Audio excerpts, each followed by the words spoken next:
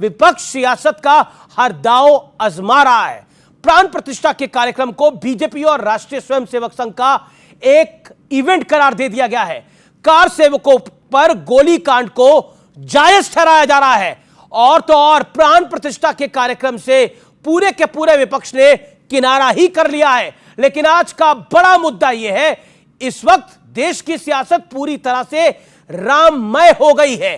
खुलकर अयोध्या और श्री राम के साथ है और तो कोई विरोध का झंडा उठाकर खड़ा है। कोई प्राण प्रतिष्ठा के निमंत्रण को सिर माथे से लगा रहा है तो कोई इस निमंत्रण को ठुकरा रहा है। तो सवाल यह है कि क्या 2024 की चुनावी जंग भी प्रभु श्री राम के नाम पर ही लड़ी जाएगी? आज इसी सवाल पर जनता जनार्दन के बीच होगी देश की सबसे बड़ी बहस। राम नाम की धुरी सियासत है पूरी। तो आज इस हफ्ते का यह देश है हमारा, इसी विषय पर व्यूअर्स जोरदार तालियों से अभिनंदन करिए आज के कार्यक्रम का।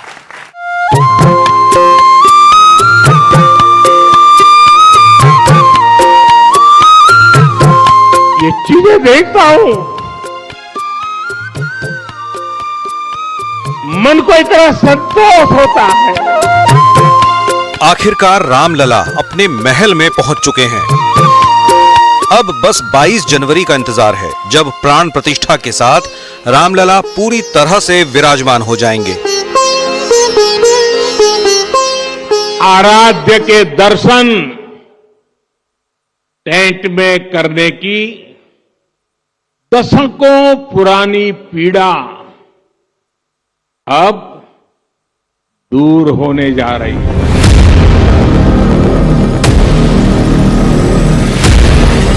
लेकिन अयोध्या और राम मंदिर को जिन लोगों ने हमेशा से विवादों में रखा है, वो आज भी अपने काम में लगे हुए हैं। ताजा विवाद राहुल गांधी के भरोसेमंद दिग्विजय सिंह के एक बयान से खड़ा हो गया है।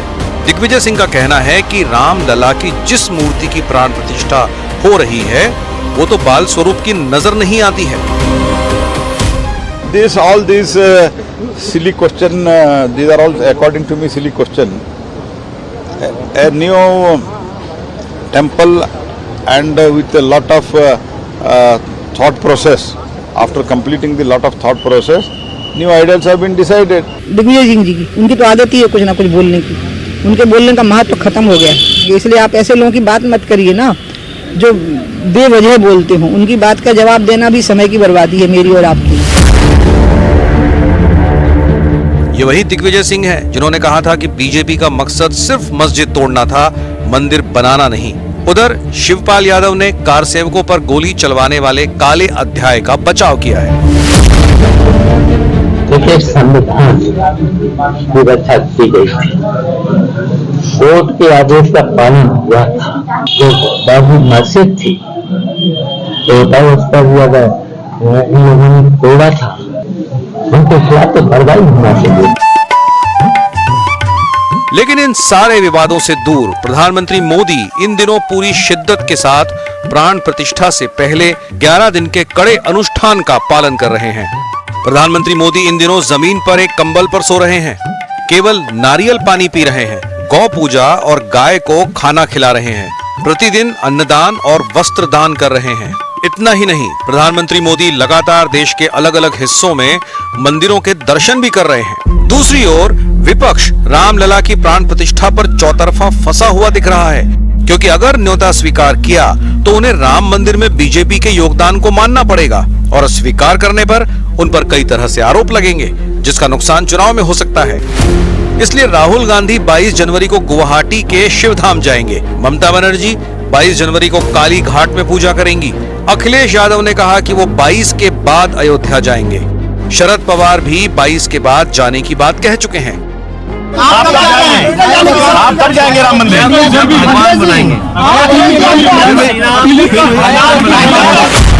सवाल है कि क्या 24 के चुनाव में राम धुरी बन चुके हैं, और अगर ऐसा है तो रामलला किसका बेड़ा पार लगाने जा रहे हैं? और आज के कार्यक्रम की शुरुआत करेंगे, क्योंकि देश हमारा स्टूडियो भी राममय है। और मेरे साथ आज कौन कौन जुड़ रहा है आज की चर्चा में, परिचय करा देता हूं। पहला नाम है बीजेपी के प्रवक्ता का, गौरव भाटिया का।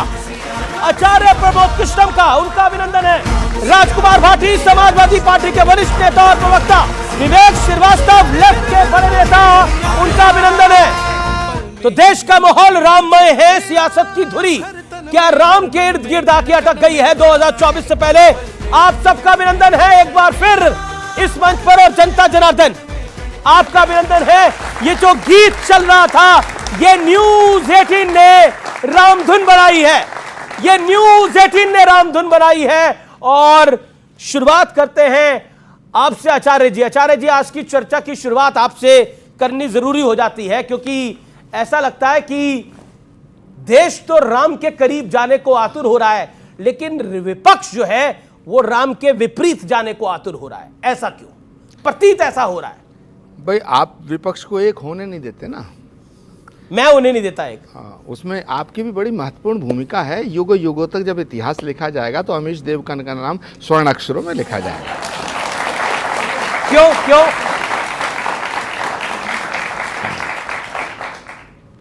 दूसरी बात, जहाँ तक भगवान राम का प्रश्न है, तो मैं तो बिल्कुल इसको साफ कर देना चाहता हूँ। ना कोई लेकिन है, ना कोई बट है, ना कोई किंतु है, ना कोई परंतु है। राम हमारी आस्था के आधार हैं। राम के बिना भारत की कल्पना भी नहीं की जा सकती है। राम के बिना जब भारत की कल्पना नहीं की जा सकती है तो भारत के लोकतंत्र की कल्पना कैसे की जा सकती है? जी। राम और अमीश देवगन जी, ये बात मैं इसलिए नहीं कह रहा हूँ कि ये मेरा विचार है।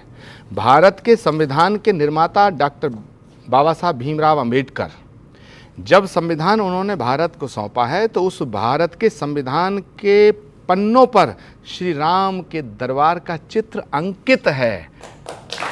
बात तो बड़ी सुंदर कर रहे हैं आप, लेकिन देखिए, आपको मैं टोक रहा हूं बीच में 30 सेकंड के बाद ही, लेकिन बात तो इतनी आप सुंदर कर रहे हैं, लेकिन राम काज करीबे को लोग आतुर होते हैं, लेकिन आपके नेता जाने कोई आतुर नहीं है राम काज के लिए। गौरव भाटिया, कार सेवकों पर गोली चल जानी चाहिए थी, वो संविधान को बचाने के लिए हुआ, ये अब शिवपाल यादव जी भी कह रहे हैं, स्वामी प्रसाद मौर्य तो कह ही रहे थे। क्या आपको लगता है कि आप लोग भी पॉलिटिकली राम नाम को पॉलिटिकली कैश करना चाहते हैं? माफी इस शब्द के लिए, लेकिन मैं बोल रहा हूं। सबसे पहले तो सियावर रामचंद्र की अब देखा आपने। और दूसरी बात मैं कहूंगा, और बहुत सम्मान से कहूंगा, वो व्यक्ति, वो संस्था, कोई भी पार्टी ऐसी पैदा नहीं हुई है जो भगवान राम के नाम को कैश कर ले। ये तो भगवान राम की कृपा होती है तो पार्टी आगे बढ़ती है, 200 से 303 तक पहुंचती है और जनता की सेवा करती है और भगवान राम का आशीर्वाद मिलता है। नरेंद्र मोदी जी 2 बार प्रधानमंत्री बने हैं, तीसरी बार भी वही बनेंगे, भगवान राम का आशीर्वाद। अब याद करिए, वो मैं तस्वीर लेके आया हूं, 2 भाई थे, नाम था राम और शरद कोठारी बंधु। गोली चलती है ना, अच्छे पतलून गीली हो जाती है, दूसरी तरफ भागते हैं।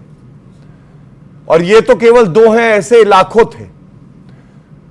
आदेश दिया, सपा की सरकार थी कि निहत्थे कार सेवकों पे गोली चला देना। ये भाई राम और शरद, क्या ऊर्जा थी, क्या जज्बा था, क्या समर्पण था राम मंदिर के प्रति। ये आगे बढ़ते रहे, गोली लगी माथे पे, गोली लगी सीने पे। और ये अयोध्या में लोग कह रहे हैं, जब वो गिरे तो उन्होंने सबसे पहले बोला, मेरा जीवन धन्य हो गया, क्योंकि भगवान राम ने मुझे भेजा ही था भव्य राम मंदिर बनाने के लिए। ये जो इंतजार है ना 550 साल का, ये एक और बड़ा संदेश देता है। तलवारों से इतिहास नहीं लिखा जाता है, सहिष्णु होना, अडिग होना, अटल होना। एक बार अगर कोई लक्ष्य देख लिया तो उसको प्राप्त करके, चाहे जीवन ही क्यों ना देना पड़े, यह सुनिश्चित करना कि स्वर्णिम युग आएगा, भारत आगे बढ़ेगा। यह किसी ने किया है तो हिंदुओं ने किया है। मुझे गर्व है इस बात का कि मैं हिंदू। देखिए, सकारात्मक चर्चा हो रही थी और यहां पे आचार्य जी हैं, आज ये मंच मिला है तो एक बात और कहूंगा, कांग्रेस पार्टी का डीएनए जो है वो हिंदू विरोधी है, हिंदू आतंकवादी। अरे जिसने आज तक किसी चींटी को नहीं मारा, उसको आतंकवादी बुला दिया तुमने। लड़के लड़कियां छेड़ने मंदिर में जाते हैं, क्या किसी की हिम्मत है? और बुरा लगेगा लेकिन कहना चाहता हूं, कोई कह सकता है कि लड़के जालीदार टोपी लगा के मस्जिद में जाते हैं और उसके बाद लड़कियां छेड़ते हैं? नहीं कह पाएगा। यह हिंदुओं को प्रताड़ित करने की बात है। जी, जी, और जी। खड़गे जी ने कहा, ये मोदी जी अगर दोबारा आएंगे तो सनातन धर्म जो है वो मजबूत हो जाएगा। मैं आज इतना कहूंगा, इनके अंदर जो हिंदुत्व है, हिंदू की ताकत है, और ये जान गए हैं कि भारत में भगवान राम कण कण में है। मैं प्रणाम करता हूं कि कांग्रेस पार्टी में रहते हुए ये जज्बा इनमें है। ये बहुत बड़ी बात है। नहीं, ये बहुत बड़ी बात आपने कह दी। अब मैं राजकुमार भाटी के पास आता हूं। राजकुमार भाटी, उदयनिधि स्टालिन कहते हैं, इंडिया अलायंस के पार्टनर हैं, हम मस्जिद तोड़कर बनाए गए मंदिर के समर्थन में कभी खड़े नहीं हो सकते। शिवपाल यादव कहते हैं जो गोली चली थी वो बिल्कुल ठीक चली थी, संविधान को बचाने के लिए चली थी और सरयू को लाल कर दिया गया था। क्या आपको लगता है कि बार बार राम भक्तों पर गोली चलाने की बात को अभी भी बोलना, क्या आपको लगता नहीं है जख्मों को कुरेदना है? अगर आप राम मंदिर के न्योते को अस्वीकार कर रहे हो तो यह बोलने की आवश्यकता क्या है? नहीं, अगर चर्चा में मैं इसका जिक्र करता गोली का तो हम दोषी थे। ये तो आप कुरेद रहे हो बार बार। आप 2 बार कह चुके, बीजेपी के प्रवक्ता ने भी इसका जिक्र किया। शिवपाल यादव का बयान है सर। जब नहीं, उनसे किसी ने पूछा होगा। अब इस डिबेट में जब आप मुझसे पूछोगे तो मुझे जवाब देना पड़ेगा, वरना हमारा तो एक ही स्टैंड है जी। राम बहुत बड़े हैं इन चीजों से। आपने शुरू में कहा तो गोली क्यों चलाई? अब वही तो बात आ गई, आप गोली से आगे नहीं बढ़ना चाहते, आप गोली पे ही केंद्रित करना। फिर हमसे कहते हो गोली का जिक्र बार बार क्यों करते हो? गोली को जस्टिफाई कर रहे हो सर। गोली चलना, राम भक्ति दोनों अलग अलग चीज हैं। कैसे? राम भक्त पे तो गोली चली थी। गोली चली थी देश के संविधान की रक्षा के लिए, देश के कानून की रक्षा के लिए, सुप्रीम कोर्ट के आदेश की रक्षा के लिए। और यह किसी भी सरकार का दायित्व बनता है, वो संविधान की शपथ लेती है। भारतीय जनता पार्टी की सरकार ने राजस्थान में 72 हिंदुओं को गोलियों से भून दिया था आंदोलन में, जो गुर्जर आंदोलन में। हरियाणा में जाट आंदोलन में 11 जाटों को गोलियों से भून दिया था।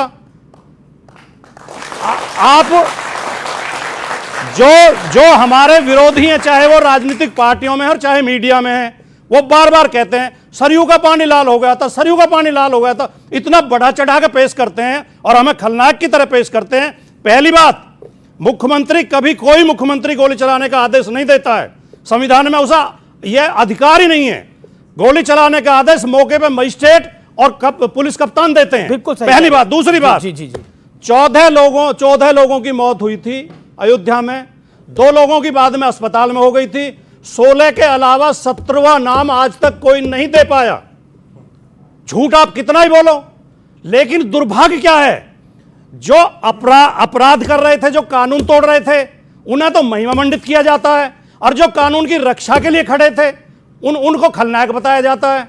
क्या किसी पुलिस वाले पर मुकदमा चला? क्या किसी न्यायालय में मुकदमा हुआ कि गोली गलत चली थी? बिल्कुल सही बात। क्या कोई जांच आयोग ने कोई रिपोर्ट दी कि गोली गलत चली थी? मैं जानना चाह रहा हूं, आप बोल रहे हैं कि आपके अनुसार 16 कार सेवक की पुलिस की गोली सरकारी रिकॉर्ड के अनुसार 16 कार सेवकों की जान गई, यही कहा ना आपने। लेकिन मुझे बताइए कितने पुलिस कर्मियों को घायल हुए थे तब जब कार सेवकों पे गोली चलानी पड़ी? लॉ एंड ऑर्डर का मामला था, आपने बोला डीएम फैसला लेता है, प्रशासन फैसला लेता है, पुलिस फैसला लेती है। तो स्वर्गीय मुलायम सिंह यादव जी ने क्यों कहा मुसलमानों तुम्हारे लिए मैं गोली चलवा सकता था, कार सेवकों को मरवा सकता था, इससे ज्यादा और मैं क्या करता? यह सफाई उन्हें क्यों देनी पड़ी थी? इतिहास में कई सारी चीजें दर्ज है राजकुमार भाटी जी, इसलिए अगर आप कई बातें बोलेंगे तो बहुत सी बातें आगे भी आएंगी। जवाब आप जवाब करें। आईएएस और आईपीएस राज्य के नौकर होते हैं, राज्य के कर्मचारी होते हैं जी। वो किसी पार्टी के या किसी मुख्यमंत्री के, किसी प्रधानमंत्री के कर्मचारी नहीं होते हैं। उन्हें पूरी पावर होती है कि वो क्या निर्णय लेंगे। उस समय जो मौके पर मजिस्ट्रेट और आईएएस और आईपीएस तैनात थे और जो फोर्स, जिस फोर्स ने निर्णय लिया था, क्या किसी के खिलाफ भारत के किसी न्यायालय में मुकदमा दर्ज हुआ?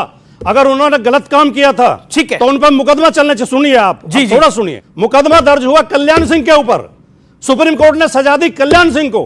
कोर्ट में खड़े हुए आडवाणी जी, मुरली मनोहर जोशी, विनय कटियार, उमा भारती, रितंबरा, जो भारत के कानून के दोषी हैं, जो भारत के कानून के अभियुक्त हैं, जो भारत के कानून को तोड़ने वाले हैं। शिवपाल यादव का बयान आ रहा था, 3 दशक के बाद कह रहे थे हमने गोली चलाई, ठीक किया क्योंकि संविधान की रक्षा करी है। और ये मुलायम सिंह यादव जी से बड़ा नेता आज तक सभा में पैदा नहीं हुआ। 27 साल बाद उनका बयान लेके आया हूं, कहते हैं कार सेवकों पे और गोली चलानी पड़ती और कार सेवकों को मारना पड़ता तो मार देता। यह होती है ओछी, घटिया, सांप्रदायिक तुष्टीकरण की राजनीति कि अगर तुम हिंदुओं को मारने के लिए और कहो कि यह ठीक किया क्योंकि मुसलमान का वोट मिल जाए। अखिलेश यादव को न्योता आया, अमीर जी न्योता आया, ये हिंदुओं का दिल है, बड़ा है, कहता है कि अगर पापी ने पाप किए धो ले। गए नहीं, कहने लगे धर्म जो है वो निजी विषय है।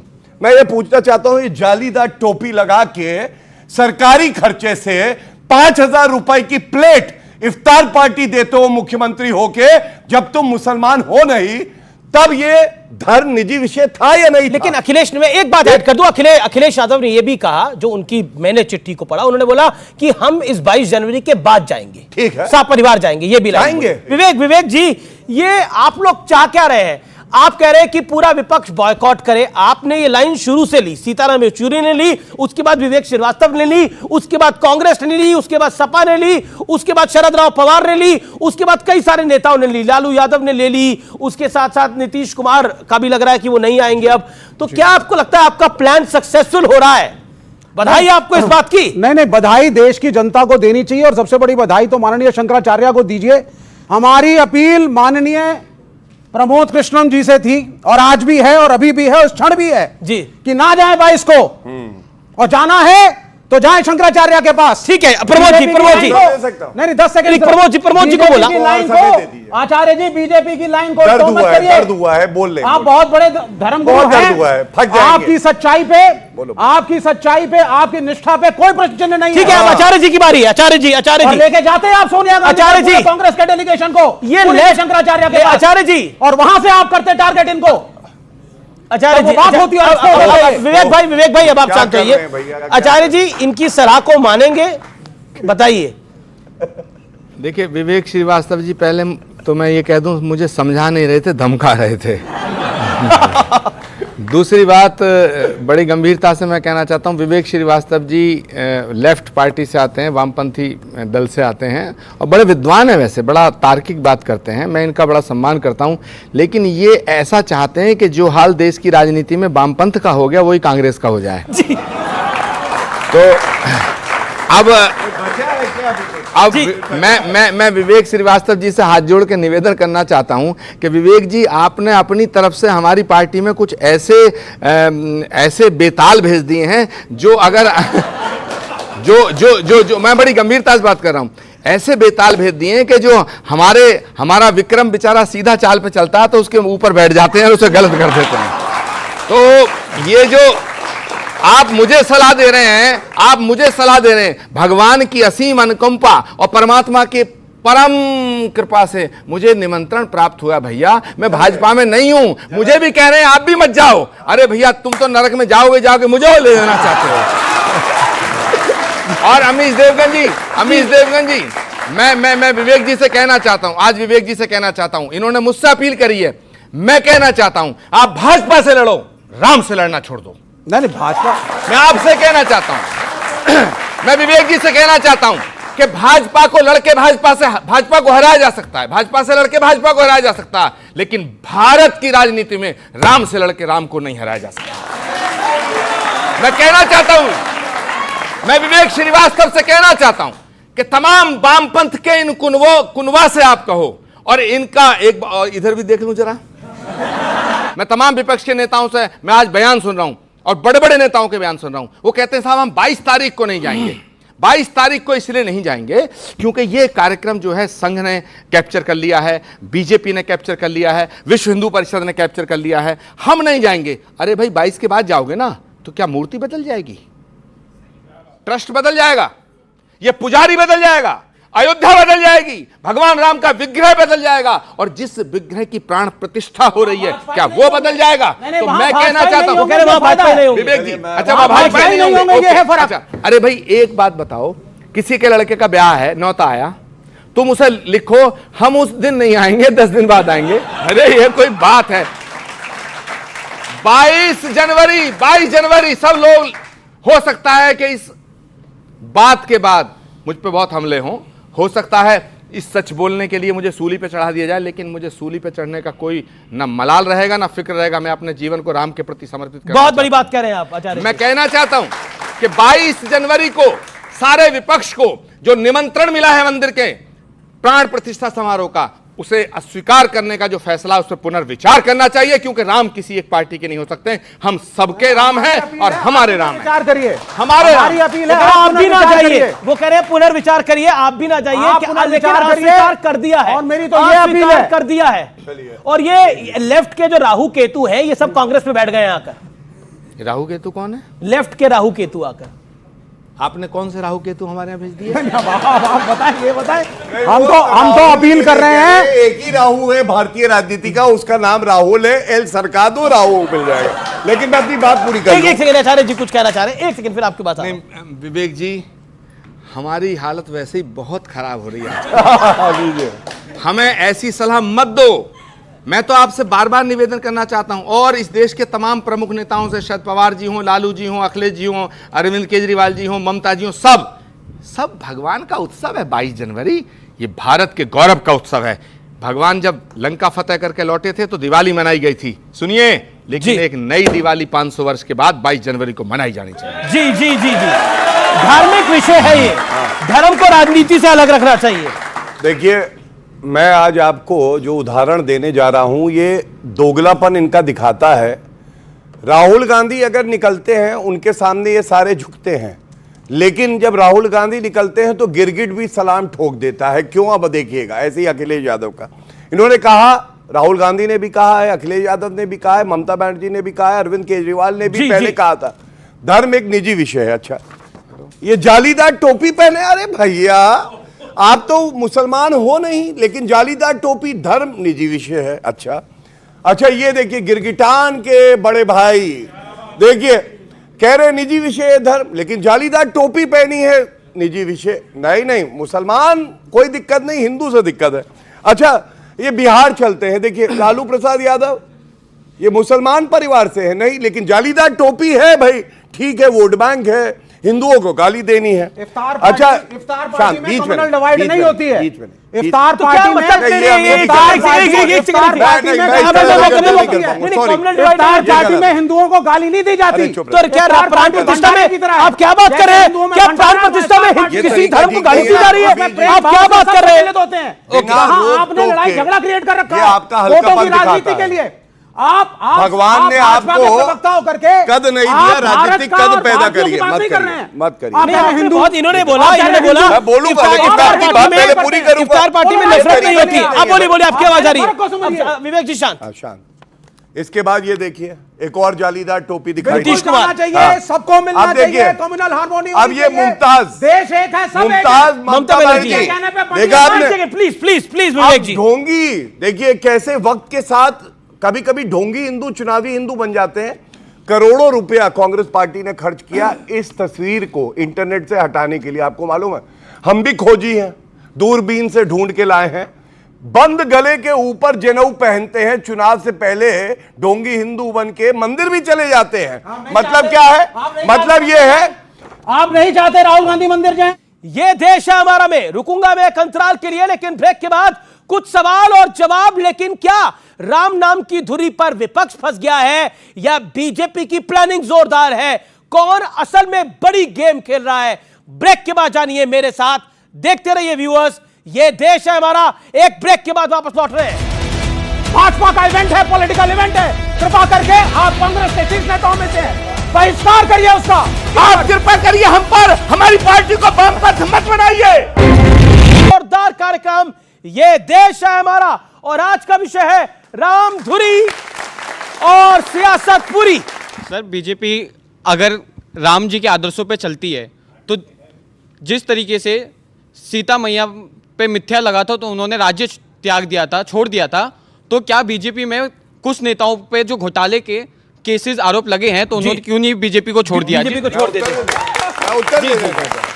ठीक है, एक साथ दो सवाल, अमित जी ऐसे हो नहीं पाएगा ना, एक सेकंड, क्या पॉइंट है? सर मेरा सवाल ये है कि मैं भी हिंदू हूँ और मैं पूजा करता हूँ, लेकिन सर बेरोजगारी और महंगाई आज सबसे बड़ा मुद्दा है और इस पे भी आप जवाब देते हैं। ठीक है, गौरव भाटिया जवाब। अब मैं उत्तर दे दूं। देखिए, मेरे भाई ने जो कहा राम राज्य, और अगर किसी पे आरोप लगा है तो उसको क्या कार्रवाई करे, यही आपका संदर्भ है। मैं मोटी मोटी एक बात बताता हूं। राम राज्य, दो तो उदाहरण दे दूं। प्राण जाए पर वचन न जाए, आर्टिकल 370 हम संशोधित करके हटाएंगे, हटा के दिखाया है, व्यक्ति का नाम नरेंद्र मोदी जी है। मंदिर वही बनाओगे, तारीख नहीं बताओगे, तंज कसते थे। आज हम कहते हैं मंदिर वही बनाएंगे, तारीख भी बताएंगे और तुमको भी बुलाएंगे, वचन रखा कि नहीं। और तीसरी बात, आज हमारे पास संविधान है, कोई आरोपी है, कानून के तहत अगर दोष सिद्ध होगा तो उसको सजा होगी, इसमें हस्तक्षेप क्यों करे। और एक बात और देखिए, ये कांग्रेस के समय की तस्वीर है जो आज कह रहे हैं कि शंकराचार्य जी ने कहा है। मैं तो उनके पैरों की धूल की बराबर भी नहीं हूं। अगर उन्होंने कोई बात कही है तो मैं सम्मान करूंगा, लेकिन अरेस्ट हुए थे जयेंद्र सरस्वती जी, और 2004 नवंबर की बात है, और सारे शंकराचार्य ने कहा है मथुरा और काशी अमीश जी हिंदुओं को दे देना चाहिए। क्या सोनिया गांधी, लेफ्ट, सपा एक बार भी इस बात का समर्थन करेंगे? तो समर्थन बताइए, समर्थन लेफ्ट समर्थन करेगा? नहीं, हम नहीं मानेंगे। नहीं, अभी शंकराचार्य की बात मान रहे थे, ये भी मानो, फिर ये भी मानो। ये मान रहे हैं शंकराचार्य की बात? हम तो मान स्वामी निश्चलानंद ने साफ बोला है, सुन लीजिए, स्वामी निश्चलानंद ने साफ बोला है। नहीं, ये प्राण प्रतिष्ठा को लेकर कोई सवाल नहीं है। मैं कई बार कह चुका हूं, मुहूर्त जो है वो व्यक्तियों के लिए होता है, इंसानों के लिए होता है, भगवान के लिए कोई मुहूर्त नहीं होता। भगवान के लिए हर मुहूर्त शुभ है, शुभ है और शुभ है। शंकराचार्य जी कह रहे हैं कि मथुरा काशी भी हिंदुओं को सौंप देना चाहिए, उनकी उस डिमांड के साथ है, हाँ या ना? हम कोर्ट के साथ हैं, इस देश में संविधान है, कोर्ट है, तो कोर्ट ने राम कोर्ट ने इनको डेट दी है, अब रुकिए, कोर्ट ने इनको डेट दी है, राम मंदिर की नरेंद्र मोदी ने डेट दी है। अब रुकिए, 2024 के चुनाव के लिए श्री राम के नाम को भुला सके। राम भक्त नहीं है, चुनाव भक्त हैं। राम जन्मभूमि, चुनाव में सीटें, राम जन्मभूमि का आदेश भी तो कोर्ट ने दिया है। इमोशनली ब्लैकमेल, राम जन्मभूमि का आदेश भी तो कोर्ट ने दिया। एक सेकंड, विपक्ष की जो परसेप्शन है वो राम विरोधी लगातार बन रही है और बयान जिस तरह के आ रहे हैं। अभी मैं एक बयान बताता हूं। के रजन्ना है, कांग्रेस के बड़े नेता है, कर्नाटक में मंत्री है। वो कहते हैं कि राम मंदिर में जो मूर्तियां अवतरित हुई थी वो राम लला की मूर्ति नहीं थी, वो गुड़िया थी। अब बताइए पब्लिक क्या करेगी फिर उनका? नहीं, अब मैं घड़ी देख रहा था, ये लगातार 6 मिनट बोले तो मुझे 2 मिनट तो मेरी बनती हैं। पब्लिक के सवाल आए, पब्लिक के सवाल भी आए। 6 मिनट वो अकेले बोले। जी, पहली बात तो कुछ लोग हो सकते हैं, कोई गलत खराब लोग भी होते हैं, लेकिन राजनीतिक दल कोई भी राम के विरोध में नहीं है। हम राम के विरोध में नहीं है। राम के बारे में, राम ये ठीक है, सारी बातें ठीक है, लेकिन इनका असली मकसद क्या है? चुनाव आ रहे हैं, राम के नाम को लेकर असली मुद्दों को भुला दो। अभी उत्तर प्रदेश की एनसीआरबी की रिपोर्ट आई है देश की, उसमें उत्तर प्रदेश में कितने भयावह हालात हैं। अमीश जी, मैं बिल्कुल बहुत 30 सेकंड में आपको बताना चाहता हूं, आपको सुनना चाहिए। उत्तर प्रदेश में 180 महिलाओं का अपहरण प्रतिदिन हुआ है 2022 में, प्रतिदिन। कुल टोटल एक साल में 65,743 महिलाओं के अपहरण हुए हैं। उत्तर प्रदेश में 10 मर्डर रोजाना हुए हैं, 3491 मर्डर पूरे साल में हुए हैं। जी, आपने अपनी बात को रखा। गौरव भाटिया, समाजवादी पार्टी को भी अब राम की परिभाषा समझ में आ रही है, ये अच्छी बात है, लेकिन सुनिए शांत, आप संस्कार यही समझ जाना, कौन कैसे शब्द बोलता है, इससे संस्कार पता चलता है। ये क्या तरीका? ये कितने राम भक्त हैं? राम ऐसी भाषा बोलते थे? देखिए, ये आदत है, ये राम के भक्त बनते हैं, भाषा रावण की। आप कहते हैं कि आप उनके बीच में जब बोलेंगे तो क्या करें? ठीक है, वो समाजवादी पार्टी है, समाजवादी पार्टी है, आपने दूसरा नाम लिया। तो फिर मौलाना मुलायम खुद को क्यों बुलाया था, ये बताइए। जब उनका नाम मुलायम सिंह यादव जी है, ये बताइए। अगर वो खुद को मौलाना बुलाएंगे तो मैं समाजवादी पार्टी ही कहूंगा। सुनिए, आप तो समाजवादी पार्टी में नहीं है ना। आखिरी दौर है, ओके। गौरव भाटिया, देनाचार्य जी, इन्होंने कहा कण कण में राम। अखिलेश यादव जी इनकी पार्टी के अध्यक्ष हैं, उनसे बड़े नेता नहीं है। अखिलेश यादव का बयान है, कहीं भी पत्थर रख दो, कहीं भी झंडा लगा दो, मंदिर बन जाता है क्या? उनको बताइए कण कण में राम। दूसरी बात इन्होंने कहा राम, भगवान राम गए कहां थे कि उनको लाया जा रहा है? अच्छा, तो हम कहते भारत टूटा कब था? ये जो भारत जोड़ो यात्रा आ रही है वो तो आपके साथ है, आप चुप रहते हैं। तीसरी बात, तथ्यात्मक तौर पे पढ़ते नहीं है ये लोग, पढ़ते नहीं है, इनकी आदत बुरी है। सोमनाथ मंदिर आजादी के बाद उसमें प्राण प्रतिष्ठा हुई, मंदिर बना 14 साल बाद, और शांत, अभी चुप चुप चुप चुप चुप, प्राण प्रतिष्ठा शांत शांत शांत, समाजवादी पार्टी के प्रवक्ता नहीं हुई, शांत, झूठ बोल रहे हो, बीच में ना बोलो, झूठ बोल रहे हो। अब देखिए यही दिक्कत आती है अभी, जी आप शाम के फर्जी भक्त हो। एक सेकंड, अपनी बारी में वो बोल ले, फिर आप। ओके, सोमनाथ मंदिर में प्राण प्रतिष्ठा नहीं हुई थी, आचार्य जी खड़े हैं, पूछ लो आप। सुनिए, आजादी के बाद जवाहरलाल नेहरू जी ने कहा प्रथम राष्ट्रपति डॉक्टर राजेंद्र प्रसाद जी को कि मत जाइएगा प्राण प्रतिष्ठा में, और वो तब भी गए, तब भी हिंदुओं से नफरत थी। और अंत करूंगा एक बात कह के, कम से कम महिलाओं की बात मत करिएगा, महिलाओं की बात इसलिए मत करिएगा, गैंगरेप की बात कर रहे थे। स्वर्गीय मुलायम सिंह यादव जी ने कहा था लड़के हैं, लड़कों से गलती हो जाती है, गैंगरेप तो संभव नहीं है। रुकिए, 40% क्राइम कम हुआ है जब से योगी आदित्यनाथ जी की सरकार है। देखिए आचार्य जी, आज आप साफगोई से बात कर रहे हैं, तो मैं एक साफगोई से आपसे एक जवाब चाहता हूं। क्या मोदी विरोध के चक्कर में पहले तो देश का विरोध था, अब हिंदू धर्म का भी विरोध होने लग गया और राम का भी विरोध करने का भी प्रतीत होने लग गया है, या फिर परसेप्शन ऐसी बन गई है पब्लिक के बीच में, और ये बन रही है, चाहे इससे आप लाख इंकार करिए? पहली बात तो ये आपने कहा आप आज साफगोई से बात कर रहे हैं, तो ये मुझ पे आरोप है, मतलब आज से पहले नहीं करता था। नहीं, हमेशा करते थे। मैं कहा आज कुछ ज्यादा साफगोई से बात कर रहे हैं। जंजीरों से बंधे थे, आज नहीं बंधे हैं, इसलिए खुल के नहीं, मैं अभी भी कांग्रेस में हूँ। अच्छा है, अच्छा, आप राहुल गांधी को थोड़ा सा अरे समझा पाते, अगर राहुल जी को ये समझा पाते तो अभी वो न्याय यात्रा थोड़ी निकाल रहे होते, मंदिर के निर्मल सीटें बांट रहे होते। जी गौरव जी, अब मैं ये विवेक जी का क्या चक्कर है आप लोगों के साथ, ये जो बॉयकॉट लगा रखा है? विक्रम बेताल, मुझे लग रहा है कि ये इंडिया गठबंधन में जो दो फाड़ है आज ही करा के भेजोगे। तो खैर, मैं विवेक जी से ना बहुत गंभीरता से दो सवाल पूछना चाहता हूं, और मैं विवेक जी से पूछना चाहता हूं कि आपको अयोध्या जाने से प्रॉब्लम क्या है? क्या आपको लगता है, विवेक जी, आप बहुत ही पढ़े लिखे विद्वान प्रवक्ता हैं और बहुत ही अपने उस पर संकल्प पे खड़े रहते हैं, विचारधारा पे खड़े रहते हैं। एक तो ये बताएं कि अयोध्या जाने में प्रॉब्लम क्या है? आपने मुझे 4 बार ये कहा कि आपको भी अयोध्या नहीं जाना चाहिए। भाई, अयोध्या में राम जन्मभूमि मंदिर बनाने का जो फैसला है वो सुप्रीम कोर्ट का है। जब सुप्रीम कोर्ट का फैसला हो गया तो सारे एलिगेशंस, ऑब्जेक्शन, सारे विवाद खत्म हो गए।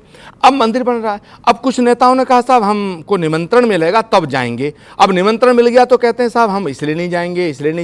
तो कहने का मतलब है कि आपको बेसिकली अयोध्या से प्रॉब्लम है, भगवान राम से प्रॉब्लम है, हिंदू धर्म से प्रॉब्लम है, या कुछ और प्रॉब्लम है? इसका जवाब चाहिए। हमें तो आचार्य प्रमोद कृष्णम जी से प्रॉब्लम है आज सबसे पहले, क्योंकि वो रोल जो एक आचार्य अदा कर सकते थे, मेरे हिसाब से आपको अदा करना चाहिए।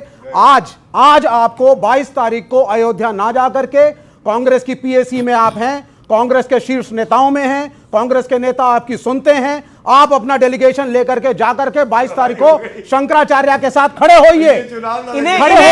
इन्हें हिंदू धर्म से भी पारखती दिलवाएंगे आप लोग। क्यों शंकराचार्य के पास जाएं? इसीलिए मैंने कहा शंकराचार्य के पास जाओ, सोनिया गांधी को लेके जाएं, चलेंगे। जी। पहली बात तो मैं बहुत बहुत आभार व्यक्त करता हूं, इन्होंने खुद कहा विवेक जी ने कि मैं नास्तिक हूं, ठीक, और नास्तिक होकर के शास्त्र की बात कर रहे हैं। देखिए, नास्तिक होकर के शंकराचार्य की बात कर रहे हैं। जब राम के नाम अब आप शांत नहीं, और सुनिए, मैं तो बहुत आभारी हूं इनका, लेकिन हे विवेक जी, हे स्वामी विवेकानंद जी के नाम पर है ना, हे विवेक जी, मैं तो आज घोषणा करना चाहता हूं कि मुझे निमंत्रण मिला है और परमात्मा की कृपा से मैं अयोध्या दर्शन करने जाऊंगा और वहां जय जय सिया राम का। अब आप क्या करेंगे? निर्मल खत्री भी जाएंगे, अच्छा विक्रमादित्य सिंह जो मंत्री है कांग्रेस के वो भी जाएंगे, कई और इक्के दुक्के नहीं, कैबिनेट मंत्री है हिमाचल की सरकार में, इक्का दुक्का नहीं है, राजा वीरभद्र सिंह के पुत्र है, वो पॉलिटिकल इवेंट है। उन्होंने बोला, सर माथे लगाया, जब उनको निमंत्रण मिला तो उन्होंने सिर भाते लगाया, उन्होंने बोला मेरा सौभाग्य है। लेकिन कई लोगों का दुर्भाग्य देखिए, यहां पर कई लोगों को निमंत्रण चाहिए होगा जिनको निमंत्रण नहीं आया। आप भी कई लोग होंगे जो अयोध्या में वो ऐतिहासिक घड़ी, वो शुभ घड़ी जिसमें दिव्य भव्य मंदिर का निर्माण हो रहा है, जब रामलला की प्राण प्रतिष्ठा होगी, उस अभिजीत मुहूर्त को अपने नेत्रों से देखना चाहते हैं। लेकिन आप लोग जा नहीं सकते क्योंकि आपके पास निमंत्रण नहीं है, लेकिन भावना आपकी है, आपका दिल वहीं होगा। लेकिन कुछ लोगों को तो निमंत्रण आया, लेकिन सोचिए विधि का विधान क्या था। कहते हैं जब राम ने नहीं बुलाया तो नहीं जा सकते, निमंत्रण आया भी, ठुकराया भी, लेकिन क्या करें, नियति को जनता ने सब जान लिया और जनता सब जान रही है। इसीलिए विवेक श्रीवास्तव, इसका पॉलिटिकली बड़ा 2024 में नुकसान होगा। आप लिख के ले लीजिए आज की तारीख में, ये मेरा पॉलिटिकल विश्लेषण है आपके लिए। और दूसरी चीज, ना राम के नाम पे वोट नहीं है, राम के नाम पे वोट मिले ना मिले, लेकिन राम के नाम का विरोध करने का वोट जाएगा जरूर। ओके, मैं आचार्य जी, क्या आपको लगता है कि राम का विरोध, राम के न्योते को अस्वीकार करके या फिर बाद में जाकर पब्लिक खुश हो जाएगी 2024 के अंदर? देखिए विवेक श्रीवास्तव जी की मैं इस बात से सहमत हूं कि राम के नाम पे वोट नहीं मांगना चाहिए, लेकिन मैं ये कहना चाहता हूं राम के नाम पे वोट मत मांगो, राम के नाम पे वोट मांगने वालों का विरोध करो, लेकिन भगवान राम का विरोध मत करो, राम का विरोध मत करो, अयोध्या का विरोध मत करो। हम नरेंद्र मोदी का विरोध कर रहे हैं। 22 जनवरी ऑनरेबल प्राइम मिनिस्टर का इवेंट है, भाजपा का इवेंट है, पॉलिटिकल इवेंट है। कृपा करके आप कांग्रेस के शीर्ष नेताओं में से बहिष्कार करिए उसका, और भाजपाइयों की मत सुनिए। आप कृपा करिए हम पर, हमारी पार्टी को वामपंथ मत बनाइए। जो आपकी पार्टी का वामपंथीकरण कर कौन रहा है? आपकी पार्टी का वामपंथीकरण? कन्हैया कुमार आपके सर्वोच्च नेता है आज की डेट के अंदर, आचार्य जी। अरे भाई एक सीरियल आया था विक्रम बेताल, उसमें एक बेताल था, या निरे बेताल हमारे यहाँ भेज दिए। कहां से लड़े? एक बेताल से लड़े, दो से लड़े, देश की जनता, ये इंडिया गठबंधन का भी भट्टा बिठाएंगे आप लोगों के चक्कर में? वो इनसे पूछिए, ये विवेक श्रीवास्तव के इंडिया गठबंधन का भी भट्टा बिठाएंगे। और आचार्य जी को कह रहे हैं राम का विरोध ना करिए। एक सेकंड रोकिए विवेक जी, आपका काम हो गया आज। नहीं, मुझे एक बात का बहुत आश्चर्य है और बहुत दुख भी है कि आचार्य प्रमोद कृष्णम जी को अपने नेता पर भरोसा नहीं है। अपने नेता पर जब आपको भरोसा नहीं है तो उस पार्टी में क्यों हो? ये कह रहे हैं हमारे नेता को और लोग चला रहे हैं, बेताल चला रहे हैं, अपने नेता की समझ पर कोई भरोसा ही नहीं है। आपको अपने नेता की भरोसा है? हमें पूरा अपने नेता, हम वो एक दिन कहते हैं कि मैं आज नहीं जाऊंगा, फिर बोलते हैं मैं जो निमंत्रण देना आया उसे जानता नहीं, तीसरे दिन चिट्ठी लिखते हैं, आदरणीय चंपक राय जी, आपका आभार। वो नेता अच्छे, बोला जय जय सिया राम जी। हम भाजपा के खिलाफ हैं, लेकिन आचार्य जी के साथ हैं। आचार्य जी, आपने मेरे नेता पर टिप्पणी की। मेरे नेता का शुरू के दिन से स्टैंड है, जब से विवाद चला था तब से, हम जो सुप्रीम कोर्ट का आदेश होगा वो मानेंगे। हम मंदिर के विरोध में कतई नहीं है, हम राम के विरोध में कतई नहीं है। निमंत्रण पत्र हमें उस दिन तक मिला नहीं था जिस दिन उन्होंने कहा नहीं मिला है। हमें निमंत्रण पत्र, हमारे बराबर में उप मुख्यमंत्री रहते हैं केशव प्रसाद मौर्य, उन्हें ट्रस्ट वालों ने घर जाके दिया और हमारे नेता को कोरियर से भेजा। ये लोग जानबूझ के राजनीति कर रहे हैं इसमें। तो हम, उन्होंने कह दिया 22 के बाद जाऊंगा, सहपरिवार जाऊंगा, पूरे वो बताया, हमने बताया, धार्मिक तरीके से जाऊंगा, संस्कारिक तरीके से, और पूरे आदर के साथ दर्शन करूंगा। मैं भी बड़ा आदर करता हूं अखिलेश जी का, मैं बड़ा स्नेह भी करता हूं। पहले नहीं कर रहे थे। नहीं, मैं पहले भी कर रहा था। आपने जो मेरी चूड़ी टाइट करी, मैंने आपकी कर दी। देखिए आपने अखिलेश जी की बात करी, आदर ये तो कर रहे हैं, लेकिन मायावती ने तो गिरगिट क्या दिया था? नहीं, मायावती जी ने गिरगिट कह रही है, फिर भी कहते हैं बुआ जी। तो यही तो महानता है हमारे नेता की, यही तो महानता है, और इनको चालू पार्टी कहते हैं सब। अच्छा सुनिए, और सुनो, मायावती जी ने इन्हें गिरगिट कहा, और ये हमारी पार्टी कहते हैं कांग्रेस चालू पार्टी है, कांग्रेस धोखेबाज पार्टी है। और सुनो, हद तो तब हो गई, बोले कांग्रेस और भाजपा मिले हुए हैं। तो जब कांग्रेस और भाजपा मिले हुए हैं तो इंडिया गठबंधन में रहने का अस्तित्व क्या हो गया? सवाल है ना, ये बड़े सवाल है। हम कांग्रेस को सही रास्ते पे लेके आ रहे हैं। अगर कांग्रेस को सही रास्ते पे, आप गलत रास्ते पे, पहले खुद ही अपना रास्ता चुन लो, हमारा चुन लो। हमें कहीं कोई दुविधा नहीं। इनका रास्ता स्वामी प्रसाद मौर्य ने निर्धारित के चोट पर राजनीति करते हैं। इनका रास्ता स्वामी प्रसाद मौर्य ने निर्धारित कर दिया। हम स्टैंड नहीं बदलते। अमीश देवगन जी, स्वामी प्रसाद मौर्य जी इनका भट्टा बैठा रहे हैं, और ये वामपंथी जो लोग हैं ये हमारा भट्टा बैठाने को तैयार हैं। इसीलिए इन सब चीजों का फायदा गौरव भाटिया जी को मिल रहा है। ये आप लोगों ने भेजे हैं क्या सारे? देखिए, ऐसा है, आपका ये कार्यक्रम ऐतिहासिक रहेगा। पहले तो आपने देखा कि कोई कांग्रेस में होके भी जब हिंदू धर्म की बात आती है तो वो कितना समर्थन करता है भव्य राम मंदिर का। दूसरा, एक तरफ मोदी जी, कोई कंफ्यूजन नहीं है, क्लैरिटी ही क्लैरिटी है। दूसरी तरफ आपस में लाइव डिबेट में लड़ रहे हैं, ये देश चलाएंगे, अपना भट्टा बैठा हुआ है, ये देश चलाएंगे। तीसरी बात, और कोई अन्यथा ना ले, लेकिन भव्य राम मंदिर की बात हो रही है और हनुमान जी का नाम लिए बिना भगवान राम की कोई पूजा नहीं कर सकता है।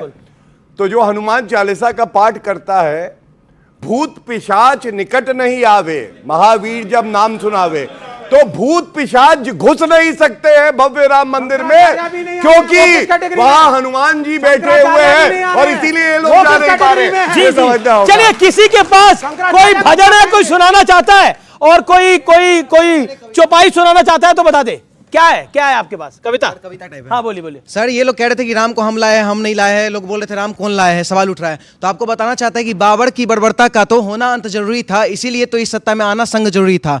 मंदिर गिरना, मंदिर बनना, ये तो सब प्रभु राम की इच्छा थी। कलयुग में मर्यादित रहना सबसे बड़ी परीक्षा थी।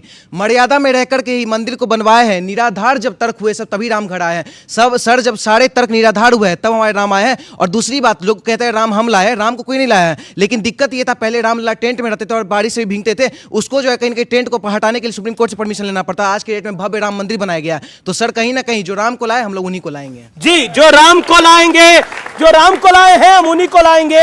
ये जन भावना है। ये कन्हैया मित्तल है हमारे मित्र, उनका गीत भी है। लेकिन फिर भी मैं कहता हूं कि अपना फैसला अपने विवेक से करिए, इस विवेक से नहीं, अपने विवेक से करिए। आप तमाम लोगों का बहुत बहुत अभिनंदन, आप लोगों का बहुत बहुत अभिनंदन। आप सबने इस कार्यक्रम में भाग लिया। आप सबको मेरा नमन, आप सबको मेरा नमस्कार, आप सबको मेरी राम राम। फिलहाल इस कार्यक्रम में इतना ही। नमस्कार और जय हिंद।